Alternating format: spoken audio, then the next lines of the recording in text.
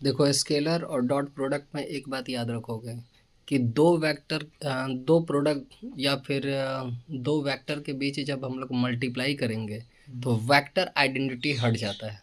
ठीक है, फिर सिर्फ नंबर से ही रहता है। जैसे यहाँ पर हमको मल्टीप्लाई करना है A vector into B vector dot, इसको डॉट या प्रोडक्ट दोनों कहा जाता है। ए वेक्टर का वैल्यू दिया है आई वेक्टर -2j प्लस के वेक्टर, बी का वैल्यू दिया 4i -4j प्लस 7 का वेक्टर। अब ए और बी के बीच हमको क्या करना है, क्रॉस या डॉट प्रोडक्ट निकालना है। पहले दोनों वेक्टर को लेके इस आई का कॉफिशिएंट कितना है 1, 1 से 4 मल्टीप्लाई, बीच में हमेशा प्लस ही रहेगा।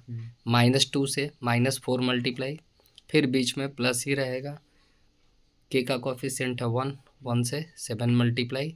अब देख रहे हो आई जे के ये सब हट जाएगा, स्केलर और डॉट प्रोडक्ट में आई जे के फिर हट जाता है जब मल्टीप्लाई करते हैं तो दो आइटम के बीच। ठीक है, 4 1 जा 4, माइनस माइनस प्लस, 4 2 जा 8, 7 1 जा 7, वैल्यू निकल गया 19। मतलब दो वेक्टर के बीच हम लोग मल्टीप्लाई करेंगे यानी स्केलर या डॉट प्रोडक्ट करेंगे तो जो भी मेरा ये वेक्टर ये पोजीशन वेक्टर का जो सिंबल है वो सारा हट जाता है। जैसे ऊपर में एरो देने का मतलब है कि ये पोजीशन वेक्टर को रिप्रेजेंट कर रहा है, तो आई जे के यहाँ पर क्या होगा, एलिमिनेट हो जाएगा। दूसरा बोल रहा है कि ए और बी दो वेक्टर है लेकिन दोनों एक दूसरे के क्या है, परपेंडिकुलर हैं, तो हमको लैम्डा का वैल्यू निकालना है। जब दो वेक्टर एक दूसरे के अगर परपेंडिकुलर होंगे तो उन वेक्टर के डॉट प्रोडक्ट का रिलेशन इज इक्वल टू 0 होता है। जैसे मान लो कि ए और बी दो वेक्टर हमको दिया हुआ है, एक ए वेक्टर और एक बी वेक्टर है, तो इनका डॉट प्रोडक्ट का रिलेशन इज इक्वल टू 0 बनेगा in the case of perpendicular, याद रखोगे। अब जैसे ए वेक्टर दिया है जिसमें लैम्डा आई प्लस 2j प्लस के, ठीक है, बी वेक्टर में दिया 4i -9j प्लस 2k, और क्वेश्चन में बोल चुका है कि दोनों वेक्टर एक दूसरे के परपेंडिकुलर है। तो यहाँ बनाएंगे given A vector and B vector are perpendicular, so A vector dot B vector is equal to 0 हो गया। ए का पूरा वेक्टर रिप्रेजेंटेशन लिख दिए, बी का पूरा वेक्टर रिप्रेजेंटेशन लिख दिए। डॉट है लैम्डा मल्टीप्लाई होगा 4 से, प्लस 2 मल्टीप्लाई होगा -9 से, प्लस के का कॉफिशेंट है 1, 1 मल्टीप्लाई होगा 2 से, इज इक्वल टू में 0। 4 into lambda 4 lambda plus minus minus 9 2 जा 18, 2 1 जा 2, 4 लैम्डा के ये -16 हो गया, इसको भेजेंगे इधर +16, लैम्डा का वैल्यू कितना आ गया 4। तो याद रखोगे कि अगर दो वेक्टर एक दूसरे के परपेंडिकुलर हैं तो उनके प्रोडक्ट का वैल्यू कितना होगा, हमेशा 0 होगा। ठीक है, थर्ड में देखो, मैग्नीट्यूड ऑफ ए वेक्टर 4 दिया है, मैग्नीट्यूड ऑफ बी वेक्टर 3 दिया है, ए और बी का, ठीक है, डॉट प्रोडक्ट का वैल्यू कितना दिया है 6। तो हमको एंगल निकालना है ए वेक्टर और दो वेक्टर के बीच में। अगर एंगल का बात करें तो फॉर्मूला ये बनकर तैयार होता है, A vector dot B vector is equal to A dot A cross B, A का ए वेक्टर का मैग्नीट्यूड इंटू बी वेक्टर का मैग्नीट्यूड इंटू कॉस थीटा। ठीक है, अब यहाँ ए वेक्टर बी वेक्टर का डॉट का वैल्यू, डॉट प्रोडक्ट का वैल्यू कितना था 6, यहाँ 6 बैठा दिए। ए वेक्टर का मैग्नीट्यूड था 4, बी वेक्टर का मैग्नीट्यूड कितना था 3, 4 3 सा 12, ये 12 मल्टीप्लाई इधर आएगा तो डिवाइड, इसको डिवाइड करेंगे तो कितना आएगा 1/2। अब कॉस में कितना का वैल्यू 1/2 होता है 60 डिग्री का, तो 60 डिग्री को पाई के रेस्पेक्ट में क्या लिखेंगे, पाई/3, कॉस कॉस कैंसिल हो गया, एंगल कितना निकल गया पाई/3। ठीक है, नेक्स्ट क्वेश्चन है, ए वेक्टर i -j दिया हुआ है, बी वेक्टर -j + 2k दिया है। इसमें बड़ा कन्फ्यूज़न होता है। जैसे यहाँ पर एक चीज़ समझो, आई जे दिया है इसका मतलब k का वैल्यू 0 है, यहाँ जे के दिया है इसका मतलब i का वैल्यू 0 है। अब हमको निकालने के लिए बोल रहा है A vector -2b vector dot या product A vector plus B vector. अब इसी के हिसाब से सजाते हैं, ए वेक्टर है, ए वेक्टर का वैल्यू दे दिए, ठीक है, के नहीं था हम अपने मन से 0 के लिख दिए, माइनस से माइनस दिए, 2 है 2 लिखे, बी वेक्टर का वैल्यू यहाँ पुट कर दिए, ठीक है, इनटू मतलब डॉट हो गया, ए वेक्टर प्लस बी वेक्टर लिखा है, तो A vector plus B vector यहाँ चढ़ा दिए। इस पूरे को तो सेम रखे, -2 से -0 को करोगे तो सब कट जाएगा, minus minus plus 2j vector बन जाएगा, माइनस प्लस -2 2 जा 4 के वेक्टर हो गया। इधर में आ जाओ, यहाँ तो 0 है तो आई तो किसी के साथ प्लस माइनस होगा नहीं, सिर्फ सिंगल आई रहेगा, -j -2j जीरो के का तो कोई मतलब नहीं, +2 के रहेगा। ठीक है, यहाँ पर आई वेक्टर का कोफिशिएंट है 1, यहाँ तो जीरो है तो इसका तो कोई काम होगा ही नहीं, ये भी जीरो है, इसका भी कोई काम नहीं होगा। आई सिंगल रख दिए, -j + 2j + j वैक्टर, के वैक्टर में सिर्फ -k वैक्टर बना, दूसरी तरफ यहाँ आई vector -2j vector + 2k vector, cross या डॉट प्रोडक्ट में इसका कोफिशिएंट था 1, 1 से मल्टीप्लाई होगा, प्लस j का कोफिशिएंट था 1, इस -2 से मल्टीप्लाई होगा, प्लस पहला में k का कोफिशिएंट था -4, दूसरे में था +2, ये भी मल्टीप्लाई होगा, कैलकुलेट कर दो, इनका वैल्यू निकल गया। ठीक है,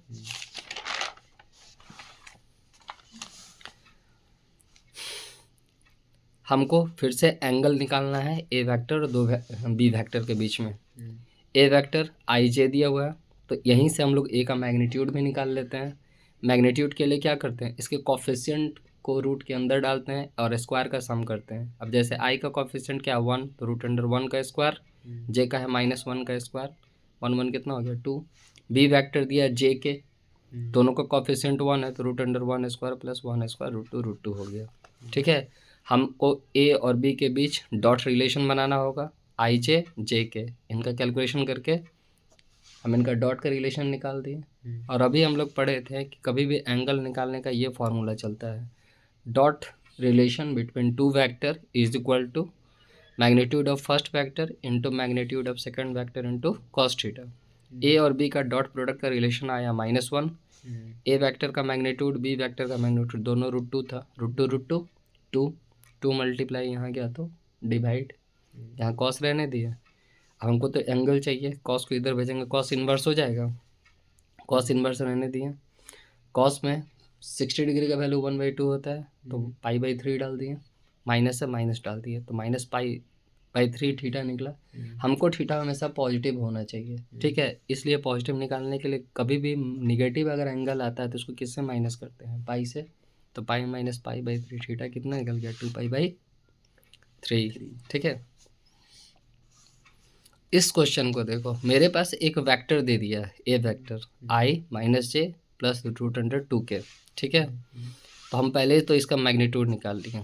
ठीक है, उसके बाद बोला कि जो बी वेक्टर है, ठीक है, वो कोऑर्डिनेट एक्सिस पर है, मतलब बी वेक्टर एक बार एक्स एक्सिस को रिप्रेजेंट करेगा, एक बार वाई एक्सिस को रिप्रेजेंट करेगा और एक बार जेड एक्सिस को रिप्रेजेंट करेगा। तो तीनों कंडीशन में 3 एंगल बनेगा, तीनों एंगल हमको चाहिए, ये बोल रहा है। ए वेक्टर तो दिया है, अगर एक्स एक्सिस को रिप्रेजेंट कर रहा है तो बी वेक्टर का वैल्यू क्या बनेगा, ओनली आई बनेगा। ठीक है, तो बी का मैग्नीट्यूड निकाल लेते हैं, क्योंकि हमको एंगल निकालने के लिए पीछे पड़ रहे हैं कि जो भी दो वेक्टर का मैग्नीट्यूड तो चाहिए। ए का मैग्नीट्यूड हम यहाँ पर 2 निकाल चुके हैं, बी सिर्फ आई वेक्टर है यानी कोफिशिएंट तो 1 है, बी का भी मैग्नीट्यूड निकल गया। एंगुलर फार्मूला क्या होता है, दो वेक्टर के बीच dot product is equal to magnitude of first vector, लेकिन अभी तक हमको इसका क्या है, डॉट का वैल्यू पता नहीं है। ए का वैल्यू चढ़ा है, बी की जगह तो सिर्फ आई वेक्टर था, अब इसके आगे कुछ नहीं तो क्या है 1, तो ये तो सिर्फ इसी से ना मल्टीप्लाई होगा, बाकी किसी का तो कोई वैल्यू ही नहीं है। कहने का मतलब है कि अगर बी को देखोगे तो आई का तो वैल्यू दिया हुआ है, जे के जगह 0, के जगह भी 0 वेक्टर है, तो जे और के तो मल्टीप्लाई होगा तो यहाँ 0 पड़ा हुआ है, आई तो सिर्फ आई से मल्टीप्लाई होगा तो ए बी का डॉट वैल्यू कितना बनेगा, सिर्फ 1 ही बनेगा। तो अब एंगल के लिए ए वेक्टर बी वेक्टर के बीच डॉट रिलेशन, ए का मैग्नीट्यूड बी का मैग्नीट्यूड इंटू कॉस थीटा, इनका ए बी का डॉट निकला था 1, एक वेक्टर का मैग्नीट्यूड था 2, बी वेक्टर का मैग्नीट्यूड था 1, 2 1 जा 2, इधर भेज दिए, कॉस में 60 डिग्री का वैल्यू यानी π/3 कट गया, थीटा पहला कंडीशन में कितना है π/3। उसी तरह अब वाई एक्सिस पे आओगे तो बी वेक्टर क्या होगा, जे को रिप्रेजेंट करेगा, अगेन मैग्नीट्यूड तो 1 ही रहेगा, ए बी का वैल्यू यहाँ पर -1 हो जाएगा, क्योंकि देखो ये तो ए का पूरा वेक्टर था, बी के जगह पर तो सिर्फ जे दिया है, यानी आई और के तो 0 हो गया, तो आई और के का सारा वैल्यू 0, जे के साथ यहाँ -1 यहाँ +1, आंसर क्या बना -1। फिर ये फॉर्मूला डाले, ए बी वैक्टर का डॉट रिलेशन यहाँ -1 आया, ए वेक्टर का मैग्नीट्यूड हमको पहले से 2 पता है, बी वेक्टर का 1 निकाले। ठीक है, 2 1 जा 2, -1/2 आ गया तो -π/3, थीटा सेकेंड थीटा जो -π/3 आया उसको प्लस करने के लिए पाई से माइनस, लास्टली जेड एक्सिस पे जाओगे तो बी हम्म। वेक्टर किसको रिप्रेजेंट करेगा, के के को रिप्रेजेंट करेगा। तो अब इसका भी कोफिशिएंट क्या है, 1 ही है, आंसर तो 1 ही आया। ए और बी के बीच फिर से डॉट रिलेशन निकालो तो इस बार आई जे कैंसिल हो जाएगा क्योंकि यहाँ पर के के लिए एक ही वो के है ना, तो के का कोफिशिएंट है 1 और यहाँ के का कोफिशिएंट है √2। मल्टीप्लाई करेंगे तो ओनली √2 डॉट मिल गया।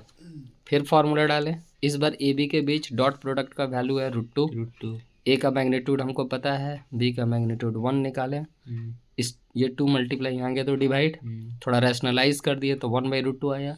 1/√2 45 डिग्री का वैल्यू होता है, यानी π/4 तीनों थीटा निकल गया। इसलिए जब भी कोऑर्डिनेट एक्सिस बोलेगा तो तीनों पे काम करना होगा। ठीक है, यहाँ पर देखो मेरे पास 3 वेक्टर दिया हुआ है। पहला वेक्टर का वैल्यू है i - j + k, दूसरा वेक्टर है 2i + j - 3k, तीसरा वेक्टर है i j k। ठीक है, और इनके डॉट प्रोडक्ट का वैल्यू है 4 0 और 2, मतलब इन दोनों का दो के बीच डॉट, कम से कम डॉट प्रोडक्ट करने के लिए तो 2 का आइटम होना चाहिए। ठीक है, तो 3 को डॉट प्रोडक्ट दिया, ऑब्वियस है 3 वैल्यू होगा।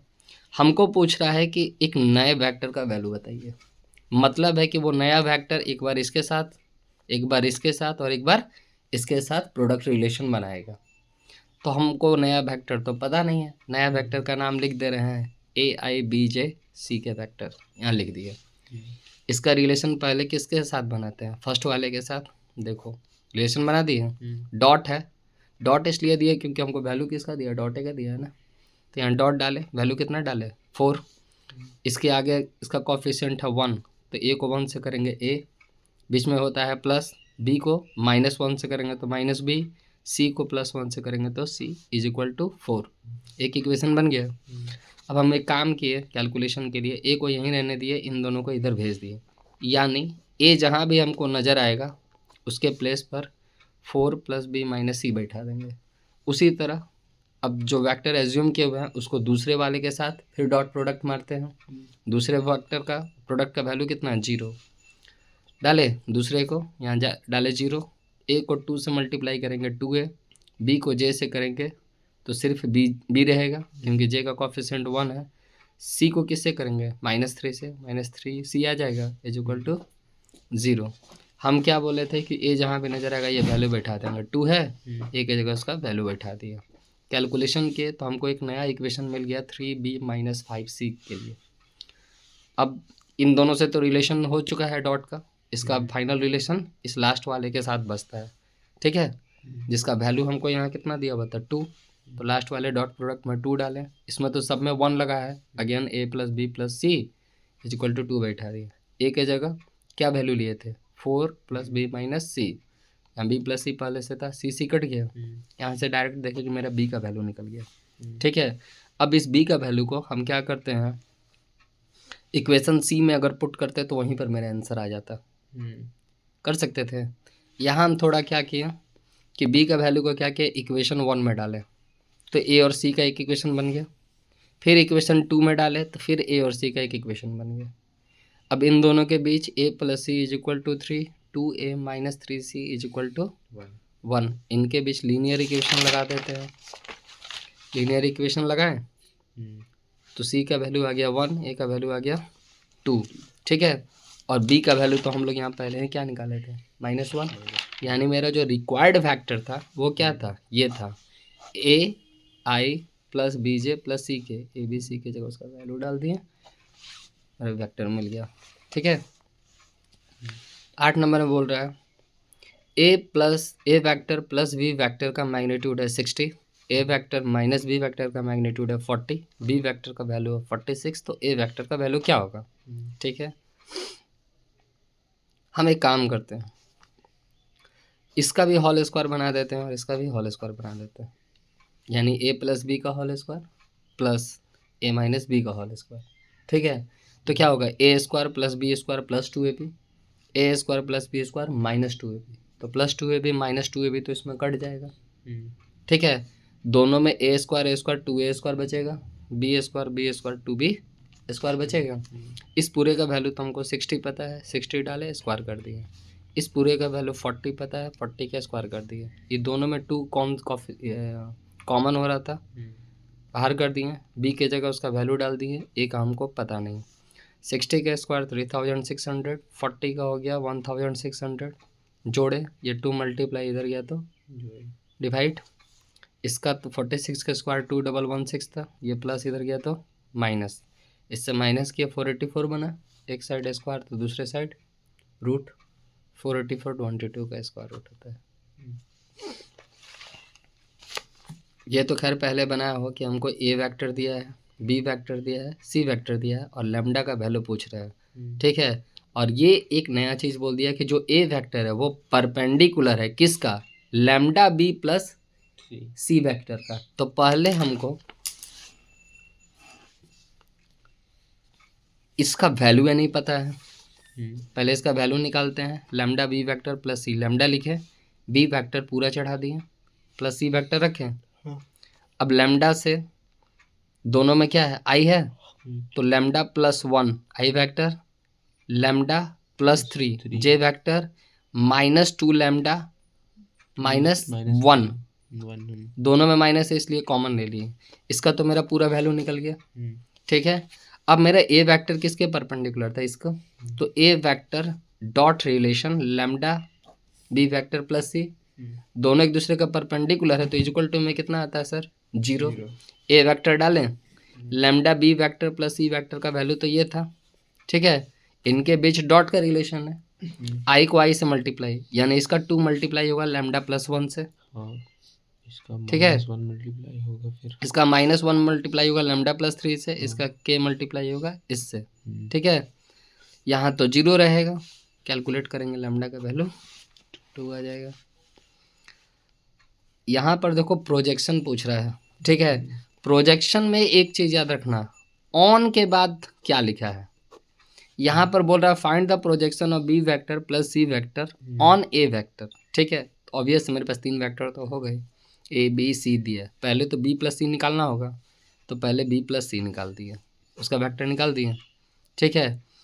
उसके बाद मेरे पास तो डॉट करने के लिए या प्रोडक्ट करने के लिए 2 फॉर्म बन रहा है, एक बी प्लस सी बन रहा है और एक ए बन रहा है, यही ना बन रहा है, तो इनके बीच डॉट रिलेशन पहले बना दिए, बी प्लस सी का जो वैल्यू था वो लिखे, ए वेक्टर का वैल्यू लिखें, चढ़ा दिए, ठीक है।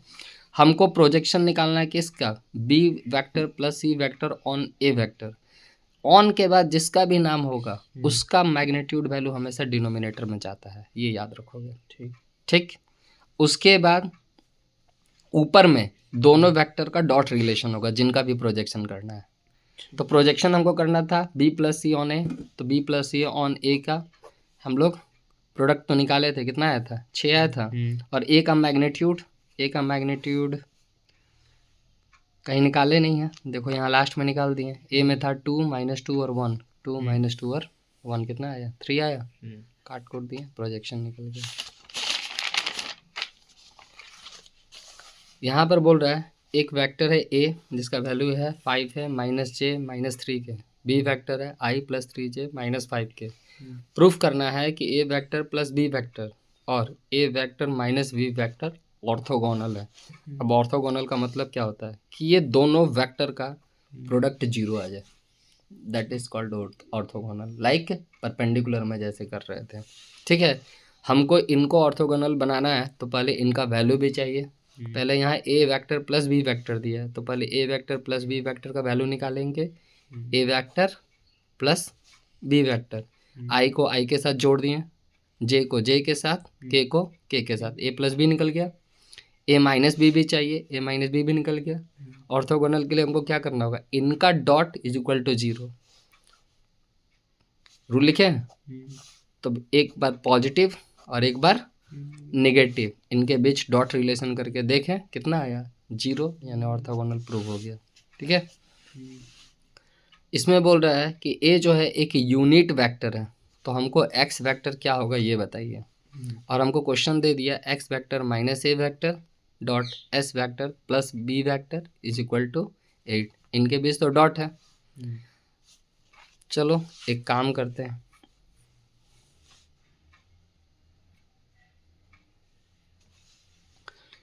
इन दोनों के बीच डॉट है, इसको हम यहाँ लिख दिए, ठीक है।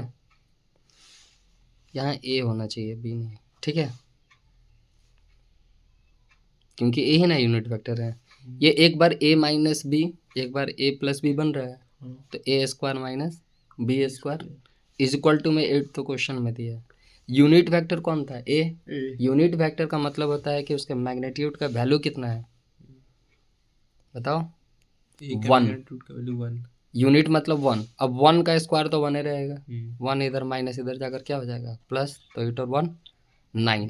हमको एक्स का वैल्यू पूछा था, एक साइड स्क्वायर दूसरे साइड रूट, एक्स का वैल्यू 3, ठीक है। यहाँ भी मैग्नीट्यूड ऑफ ए वेक्टर और मैग्नीट्यूड ऑफ बी वेक्टर पूछा है। A plus B dot A minus B vector का वैल्यू है 12, और ए वेक्टर जो है ट्वाइस है किसका, बी वेक्टर का।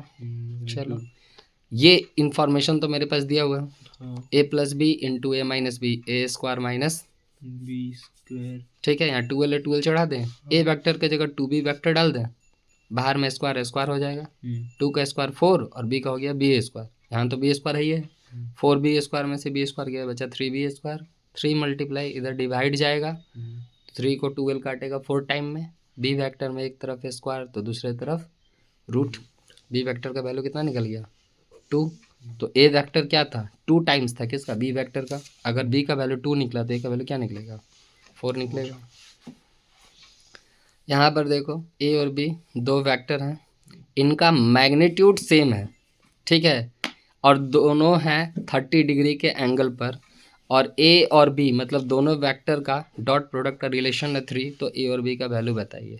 मैग्नीट्यूड सेम है मतलब दोनों के जगह एक्स रख लो, दोनों के जगह वाई रख लो, जो माने रख लो, और हमको एंगल क्वेश्चन में दे दिया, तो दो वेक्टर के बीच एंगुलर रिलेशन क्या होता है, product of two vector is equal to magnitude of first vector into magnitude of second vector is equal to cos theta.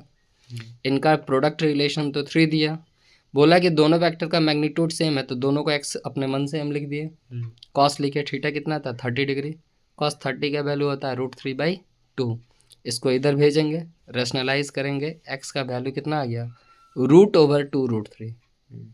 अब जो एक्स तो दोनों को रिप्रेजेंट कर रहा है, यानी ए वेक्टर और बी वेक्टर दोनों का वैल्यू √2√3 आएगा। यहाँ बोल रहा है if sum of 2 unit vector is unit vector, ठीक है, बोल रहा है कि दो वेक्टर है, ठीक है, उनके यूनिट वेक्टर का सम भी यूनिट वेक्टर आएगा, तो हमको प्रूफ करना है कि मैग्नीट्यूड का डिफरेंस जो होगा वो √3 होगा। चलो बोल रहा है कि पहले दो वेक्टर है, उनका सम एक तीसरा वेक्टर में आएगा और सबका सब यूनिट होगा, तो इसका मतलब कम से कम 3 वेक्टर तो है ही, तो इसलिए ए बी सी 3 वेक्टर ले लिए, और पहले ही बोल दिया कि भैया ये लोग यूनिट वेक्टर है, क्योंकि यहाँ पर पहले ही बोल रहा है, ठीक है। और यहाँ पर क्या बोला, दो वेक्टर का सम जो होगा जो कि यूनिट वेक्टर होगा वो इक्वल होगा किसका, यूनिट वेक्टर ऑफ न्यू, यानी A plus B is equal to C vector डाल दे रहे हैं, ये भी यूनिट ये भी यूनिट, इनका सम भी यूनिट, इज इक्वल टू में तीसरा वेक्टर भी यूनिट, ठीक है। अब हमको बताना है कि इनके मैग्नीट्यूड का डिफरेंस √3 आना चाहिए। हम अपने मन से स्क्वायर दोनों तरफ यूज कर ले रहे हैं, तो इधर में तो ए प्लस बी का होल स्क्वायर हो गया, इधर सी स्क्वायर हो गया, A square plus B square plus 2ab, ठीक है। अब एंगल का काम करना है तो थीटा तो ऑब्वियस ही लग ही जाएगा, यहाँ सी स्क्वायर। अब हमको इतना तो पता है कि सारा वेक्टर क्या है, यूनिट है, तो जहाँ भी ए नज़र आ रहा है, बी नज़र आ रहा है, सी नज़र आ रहा है, सब जगह 1 बैठा दिया, ठीक। कैलकुलेट किए तो कॉस का वैल्यू कितना आया -1/2 आया। हमको क्या पूछा था, प्रूफ करना है कि जो वेक्टर हैं, ठीक है, उनके मैग्नीट्यूड का डिफरेंस कितना है √3, पहले दो वेक्टर का, तो ए और बी वेक्टर है, इसमें भी होल स्क्वायर लगाएं, फिर A square plus B square -2ab, फिर कॉस थीटा डाल दिए। अब तुम बोलोगे कि आप होल स्क्वायर क्यों लगाएं, तो हमको एक बात बताओ, ए और बी का अलग अलग वैल्यू अगर हम डालने लगे तो दोनों तो 1 हुआ है, 1 1 तो 0 हो जाएगा, हमको तो √3 प्रूफ करना है, इसलिए यह फॉर्मूला डाल दिया। दोनों का यूनिट वेक्टर का वैल्यू हो गया 1, इनका भी यूनिट वेक्टर का वैल्यू हो गया 1, ये 2 तो पहले से था, कॉस थीटा का वैल्यू क्या था -1/2, माइनस माइनस कट गया, 2 कट गया, माइनस माइनस +3 आ गया, एक तरफ स्क्वायर तो दूसरी तरफ रूट, इसलिए हमको वहाँ स्क्वायर करना पड़ा, ठीक है।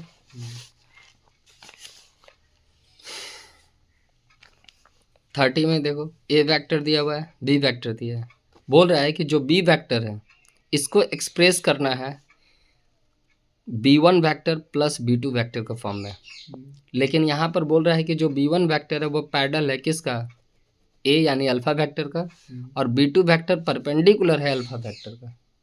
b1 क्या है, पैरेलल है, और b2 परपेंडिकुलर है, और b1 b2 मिलकर b वेक्टर बना हुआ है। इतना रामायण बोल दिया। तो पहले हम लोग इसके बारे में सोचते हैं, b1 क्या था, पैरेलल था किसका, अल्फा वेक्टर का। तो दो वेक्टर अगर एक दूसरे के पैरेलल होते हैं तो उनके बीच रिलेशन क्या बनता है, A vector is equal to कुछ एक्स इंटू बी वेक्टर, ये पैरेलल का होता है। यहाँ पर b1 वेक्टर जो था वो किसके पैरेलल था, अल्फा, इसलिए के इंटू अल्फा डालें। इसका तो कुछ हमको वेक्टर डिटेल्स पता नहीं है। अल्फा का यहाँ पता है 3i + 4j + 5k, ठीक है। फिर ये वाला प्रोजेक्शन को देखें, बीटा इज इक्वल टू β1 + β2। β2 को यहीं रहने दिए, ये इधर प्लस इधर जाएगा तो बीटा माइनस β1 हो गया। खाली बीटा का वेक्टर तो हमको यहाँ पर दिया हुआ था, ठीक है। β1 का यहाँ पर वैल्यू निकाले थे, ठीक है। के तो अंदर वाले से मल्टीप्लाई होगा, आई के साथ 2 - 3k, ठीक। जे के साथ 1 - 4k, के के साथ -4 - 5k बन गया। β2 के बारे में क्या बोला था, ये परपेंडिकुलर है किसका, अल्फा का, और परपेंडिकुलर का मतलब होता है दोनों के डॉट प्रोडक्ट का रिलेशन 0। β2 का वैल्यू निकालने के लिए हमको इतना तामझाम करना पड़ा। यहाँ β2 का पूरा वैल्यू डालें, डॉट है, डॉट दिए, अल्फा का वैल्यू डालें। अब डॉट प्रोडक्ट में तो हम लोग जानते हैं कि आई जे के हट जाएगा, ये किससे मल्टीप्लाई होगा, 3 से। क्या हुआ है, 1 - 4 के मल्टीप्लाई होगा 4 से, माइनस से माइनस दिए, 4 + 5 के मल्टीप्लाई होगा 5 से, इज इक्वल टू 0। कैलकुलेशन किए, के का वैल्यू कितना आया, -1/5। अब हमसे क्या पूछा था कि जो हम नया वेक्टर एज्यूम कर रहे हैं अगर होता है तो उसका वैल्यू बता दीजिए, मतलब β1 β2 दोनों का वैल्यू बता दीजिए। β1 को तो ये बनाए थे, तो के की जगह उसका वैल्यू डाल दिए। β2 तो ये लंबा वाला सेटअप था, इसमें जहाँ भी के नज़र आ रहा है उसका खाली वैल्यू पुट कर दिए, β1 β2 निकल गया, ठीक है। ये क्वेश्चन को देखो, बोल रहा है कि एक ट्रायंगल है ABC,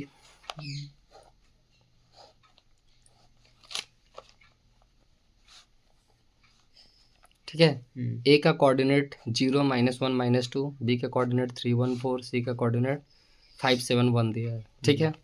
बीच में मान लो कोई एक पॉइंट है, मेरा ओ है। अब हमको बोल रहा है कि ए का भी एंगल बताइए, बी का भी एंगल बताइए, सी का भी एंगल बताइए। तो समझ लो कुछ इस तरीके का राम कहानी चल रहा है, ठीक है। अब जैसे एक बार ओ ए बनाना होगा हमको, तो यहाँ पर जो वेक्टर दिया हुआ है ये ओ ए को रिप्रेजेंट कर रहा है, ये ओ बी को रिप्रेजेंट कर रहा है, ये ओ सी को रिप्रेजेंट कर रहा है। अगर हमको ए बी वेक्टर चाहिए तो क्या होगा, ओ ए माइनस ओ बी करो या ओ बी माइनस ओ ए करो, एक ही उपाय है। तो देखो ए बी के लिए ओ बी माइनस ओ ए किए, ओ बी ओ ए को माइनस कर दिए। अगर उसी तरह बी ए निकालना होगा तो इसको क्या करेंगे, एक्सचेंज कर देंगे। या सिंपल भाषा में समझो कि ओ बी माइनस ओ ए का जो वेक्टर आया, ए बी से अगर बी ओ जाना है तो इसको आगे माइनस से मल्टीप्लाई कर दो। देखो जब ए बी वैक्टर निकाले तो 3 + 2 + 6 था, जब बी ए किए तो 3 - 2 - 6 हो गया, ए बी निकल गया। बी सी निकालोगे तो ओ बी माइनस ओ सी, और सी बी निकालोगे तो ओ सी माइनस ओ बी, निकाला हुआ है। उसी तरह ए सी जब निकालने जाओगे तो ओ सी माइनस ओ ए, सी ए निकालने जाओगे तो ओ ए माइनस ओ सी, निकल गया। हमको एंगल चाहिए तो A B B A B C B C A C सबका मैग्नीट्यूड भी चाहिए। जब कॉस ए निकालेंगे तो A B vector dot A C vector by magnitude of A B vector into magnitude of A C vector, सबका value चढ़ाएं। Cos A का value निकला। कॉस बी करने जाओगे, B C B A vector का dot relation, B C magnitude into B A magnitude, इनका निकालें। क्योंकि कॉस का वैल्यू यहाँ 0 आया था तो कॉस में 90 डिग्री का वैल्यू होता है π/2। सेम प्रोसेस है, थर्ड वाले का निकल जाएगा, ठीक है। लास्ट क्वेश्चन में बोल रहा है कि एक यूनिट वेक्टर है ए जो कि π/4 π/3 दो एंगल बनाता है, किस पे, आई पर और जी, तो वो के पे कौन सा एंगल बनाएगा, ठीक है। बोल दिया है कि भाई यूनिट वेक्टर मेरा एक ही है, क्या है, ए वेक्टर है। तो हम अपने मन से एक वेक्टर यूज़ किए अल्फ़ा, और आई जे के तीनों का कॉफिशिएंट ए डाले, लेकिन सेम वैल्यू तो नहीं है, इसलिए A1 A2 और A3 कर दिए। ये हमको पहले ही बोला कि क्या है, यूनिट वेक्टर को रिप्रेजेंट कर रहा है। और अगर ये 3 पोजीशन पर है तो unit vector direction of cosine में क्या सीखे थे, L square plus M square plus N square is equal to 1। ये एल को रिप्रेजेंट करता है, ये एम को, ये एन को, ठीक है। अब हमको पहला बार में पाई बाई 4 किसके साथ था, आई के साथ था, तो A1 इंटू आई, ठीक है, इज इक्वल टू A1 डाल दिए, ए वेक्टर इंटू आई इंटू ए, क्योंकि ए ही मेरा यूनिट वेक्टर था, आई रखे ए रखे। अब देखो ये तो मेरा यूनिट वेक्टर है, यूनिट वेक्टर है तो इसका वैल्यू कितना होगा 1, ठीक है। आई का आगे कुछ नहीं तो क्या है 1, तो यहाँ भी 1 होगा। पहला में थीटा कितना था पाई बाई 4, तो कॉस पाई बाई 4 मतलब 45 डिग्री, कॉस 45 डिग्री का वैल्यू 1/√2 पहला निकल गया। आई के बाद क्या बनेगा, जे का रिलेशन बनेगा, तो जे के लिए इज इक्वल टू में क्या आ जाएगा A2। दूसरे कंडीशन में कॉस थीटा की जगह कितना पड़ेगा पाई बाई 3। फिर से ये यूनिट वेक्टर है 1, जे का कॉफिशिएंट कुछ नहीं है तो 1 ही है, तो 1 1 जा 1 ही रहेगा। यहाँ पाई बाई 3 मतलब 60 डिग्री, कॉस 60 का वैल्यू 1/2। तीसरा केस में हमको पता नहीं, चलो ठीक है, तीसरा केस पता नहीं है तो हम लोग को ये इक्वेशन पता है ना, A1 square A2 square plus A3 square is equal to 1। हमको किस्मत से A1 A2 का वैल्यू मिल गया, कैलकुलेशन करते गए A3 का वैल्यू निकल गया। अब A3 किसको रिप्रेजेंट करेगा, के वेक्टर को, ठीक है। तो फिर से unit vector into position vector of K is equal to A3, unit है तो 1, ठीक है। इसका अब कोफिशिएंट क्या है, आगे 1 ही है, कॉस थीटा डाले, A3 का वैल्यू कितना दिया 1/2, हमको इसका थीटा चाहिए, कॉस में 60 डिग्री का वैल्यू 1/2 होता है, कॉस को कट गया, थीटा क्या हो गया 1/3। और फाइनली जो मेरा हम लोग वेक्टर एज्यूम किए थे ये वाला A1 आई प्लस A2 जे प्लस A3 के, इसका वैल्यू पूछा था, तो A1 A2 A3 उसका वैल्यू पुट कर दिया, ठीक है।